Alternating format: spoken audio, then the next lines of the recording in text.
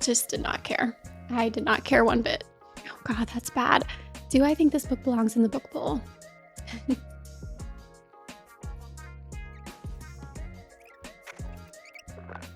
All right, George and I are going to share the chair. Do you ever just hate a book so much that you can't wait to talk about it? Well, I could not stand this book, and darn it, I'm going to tell you why. If this is your first time here, hi, I'm Rachel. I am doing a challenge to read the 500 books considered to be like the greatest books of all time, books everyone should read before they die. And I draw them out of a fishbowl, I read them one by one, I talk about them, and then I move on to the next. Usually you can see the book bowl behind me. I'm a little off to the side today because George is having a bath. The book bowl challenge has been an incredible journey. It's super fun, and sometimes I love the books way more than I expect to, and other times, like today, I question why I've ever wasted my time. Let's talk about I Feel Bad About My Neck by Nora Ephron. Okay, before I start in on my critiques, let me say something nice. First, I would say that it was written in a very natural style. I listened to it on audiobook and she does self narrate it. So the entire time I'm listening, it definitely feels like she's talking directly to me. But even on the written text, you can sort of hear her voice in it. I like the way that it's written, it feels very authentic. Also, I really like the format that it's written in. Each chapter is like a little standalone essay about whatever topic she wants to expand on. You guys have asked me before if I am a writer, if I've ever thought about being a writer, and the answer is definitely no, I'm not a writer. But if I was, this is the format I would write in. Just little essays of short thoughts, a chapter at a time, and then just kind of pulling it together at the end. And the only other nice thing I'll say is that it was short. It was 139 pages. Honestly, before I started, I thought Nora and I were going to be friends. She's a writer. She seems very intelligent. She sees the value of living in a city. Oh, are you leaving? Okay, George left, so I'm getting myself recentered. And I finally got a little rolling table for my laptop so I can drag my notes around and everything. It's great. Okay, where was I? I felt like on paper, Nora would be someone I would like. She is clearly very intelligent. She's a successful writer. She lives in New York and she sees the value of living in a city. I also live in a city. The charm of living in an urban neighborhood. She likes transit. She just seems like she would be a cool woman with like a lot of really interesting life stories. But I am sad to report that while I was reading her book, it just became more and more apparent that if we met, she would not be a person that I liked. And I know, it sounds really bad. And I probably would be going a lot easier on her if she was alive, but she isn't. And there's no chance she'll ever see this video. So I'm just going to say what I really think. And if she did see this video, I know that she would probably say, like, oh, I just didn't get it. And you know what?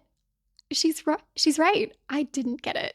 I clearly was not her target audience at all. I do have to say, I listened to most of this audiobook while out on walks, and I feel really bad because I probably made enemies of like all my neighbors because I was out walking around the neighborhood and listening to this audiobook. And I just know that Nora in my ears, my face was probably just this like stank face the whole time. So I do feel bad about that. And my neighbors probably think I'm crazy.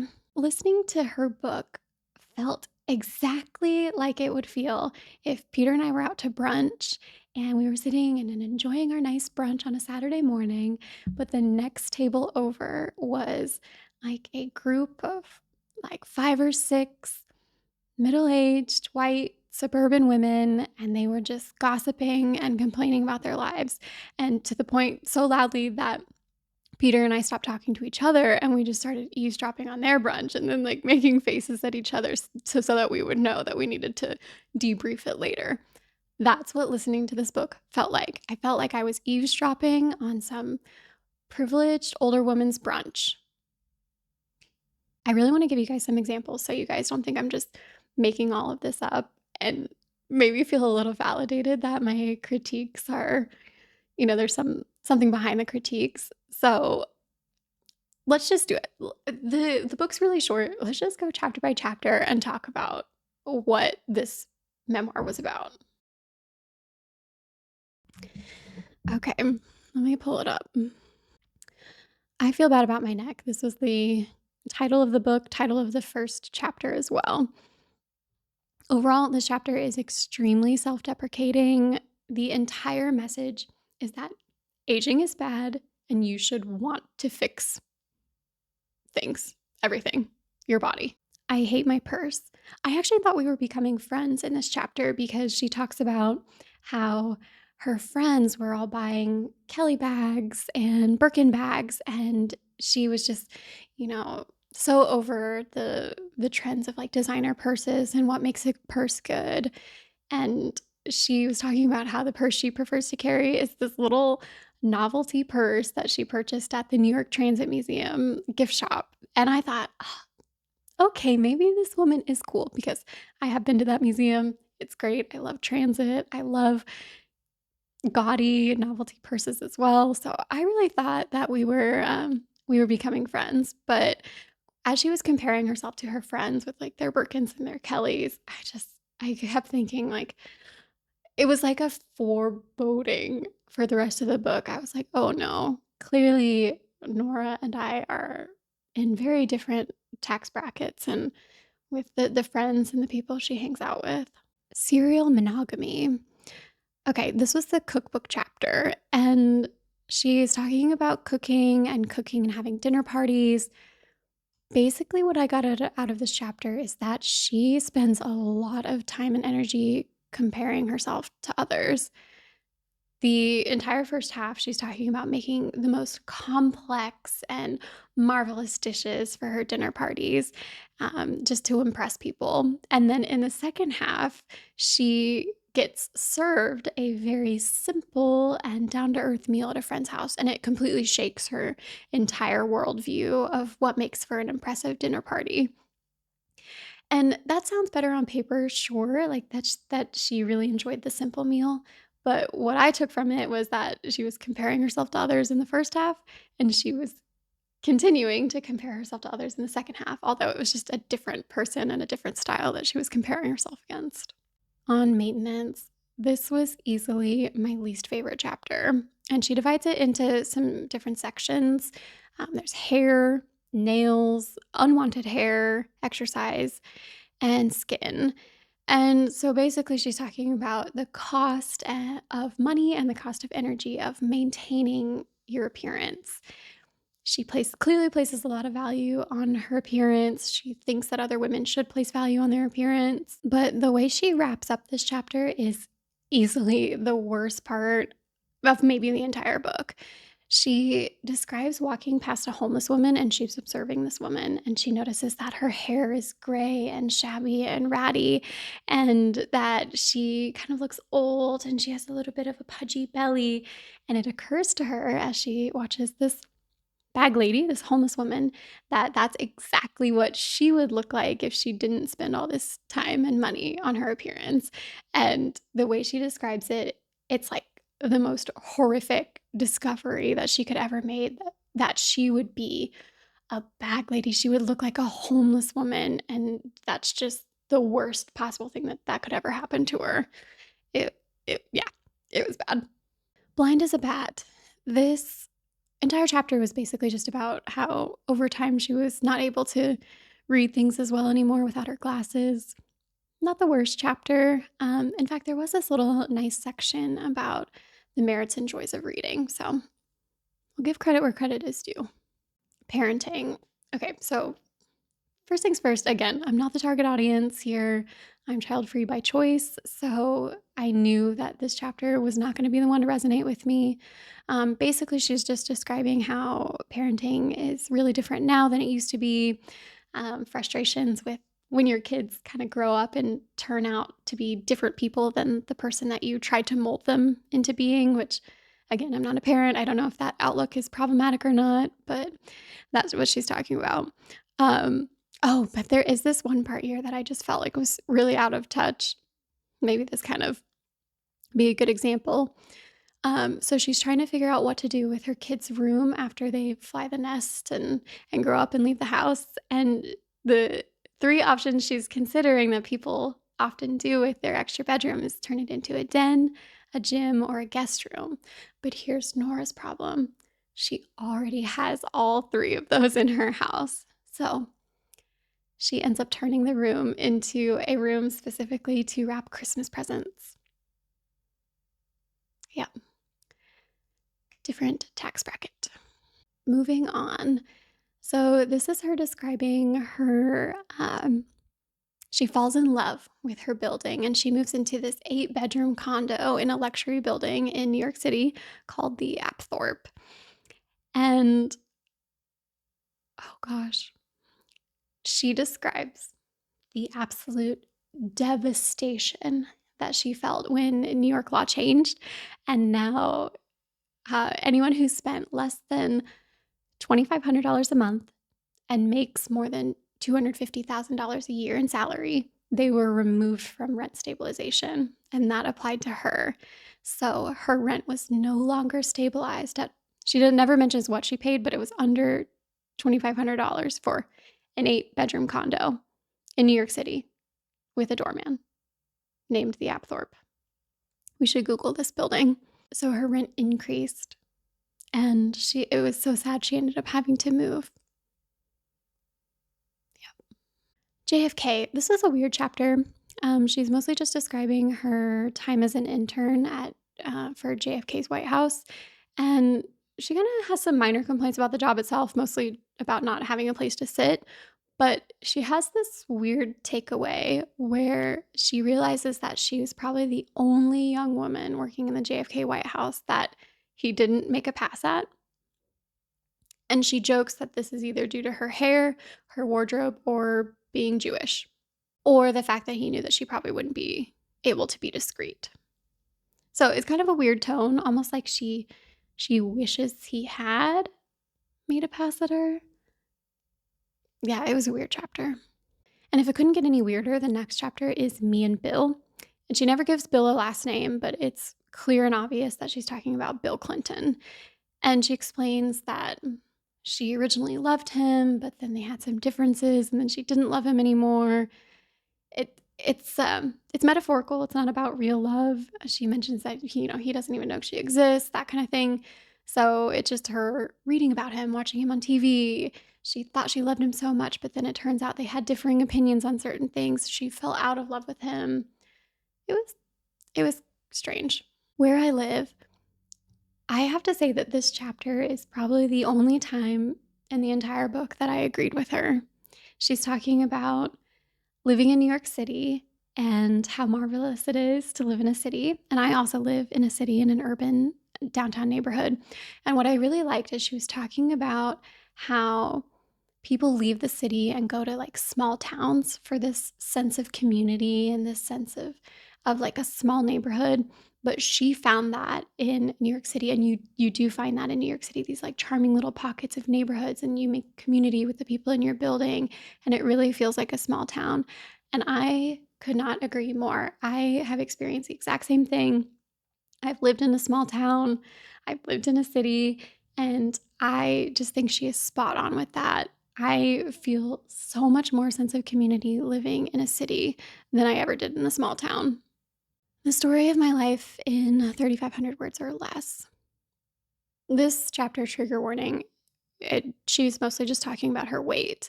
And I'll give an example here of something that I picked out. So before college, she used to be 106 pounds. And then after college, she weighed 126 pounds, which she calls fat.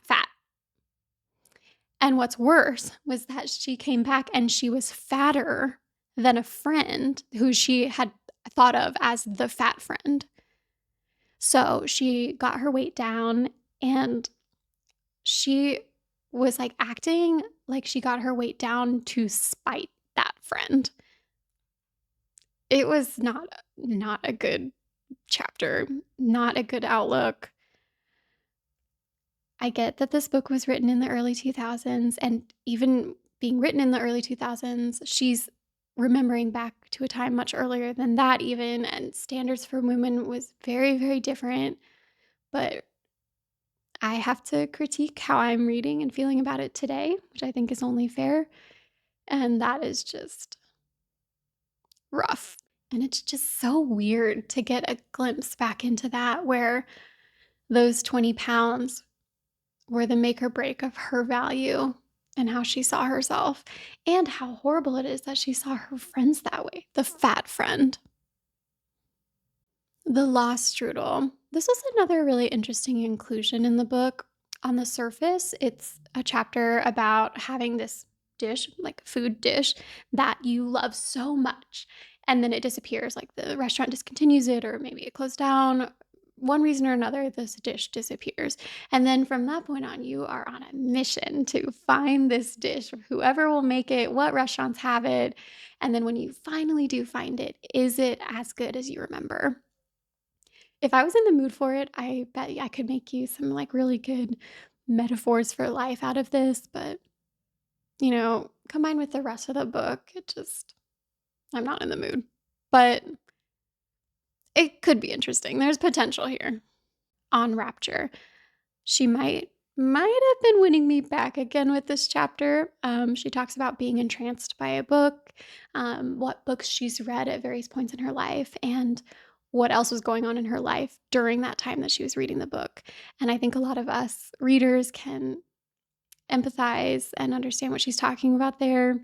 If you've gone through something traumatic in your life and you remember what book you were reading, or a book that really spoke to something that happened to you in your life, it really has this way of sticking with you. I think she captured that feeling pretty well. What I wish I'd known. This entire chapter is just one-liners of advice, and I think it's supposed to be funny, but it kind of comes across as like out of touch boomer advice. Like, buy, don't rent, and your couch should be beige, and talking about the saggy rolls that you'll inevitably get when you're 55, and that you should definitely know that those saggy rolls are visible from the back, just in case you didn't know. So they're not all bad, but a lot of them are bad. Consider the alternative. Gosh, this starts out pretty rough, complaining about not being able to wear tank tops and how hard it is to find jeans. But it ends well, I would say. Thoughts on friends dying and conversations that she wishes she would have had with friends as they got older. I think this was probably the chapter that I think encompasses what this book was maybe intended to be, more of a picture of aging, and there's beauty and regret and all these feelings in it. I just don't think she captured it until this point. So if I had to summarize this book, I would say I learned Nora Ephron lived an extremely wealthy and privileged lifestyle. That didn't stop her from complaining about almost every aspect of it, but there you have it. She believes that a woman's worth is tied to their appearance, and that being, or maybe looking, old or fat is the single worst thing a woman can do, and women should avoid it at all cost. You guys ask me this every single time I review a book that I didn't like. How did it end up in the book bowl in the first place? And trust me, I ask myself the same question. So I looked it up. I keep a record of all of the lists that I use as sources for what books end up in the book bowl. And we can blame Guardian for this one. This one was on Guardian's list of the 100 best books of the 21st century. And that article was published in 2019. So they were working with like 20 years of material at this point. But here's the best part. Where was it on the list? You won't believe it. This book out of 100 was number 100.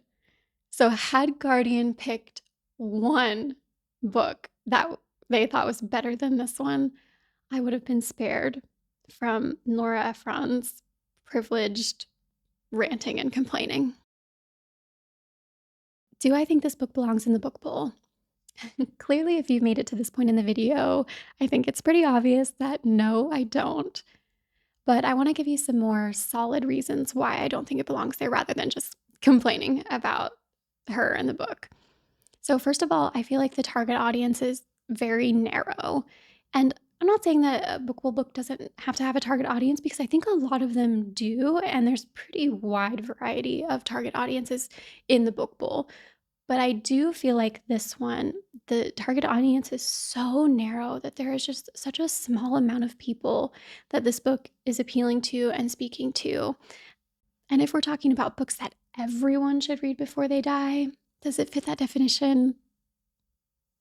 No, it does not age well. This book was written in 2006, and times were clearly different then. But the entire time I'm reading, I'm thinking, Nora, your problems are not real problems. There are real problems in the world today. And it was just so tone deaf.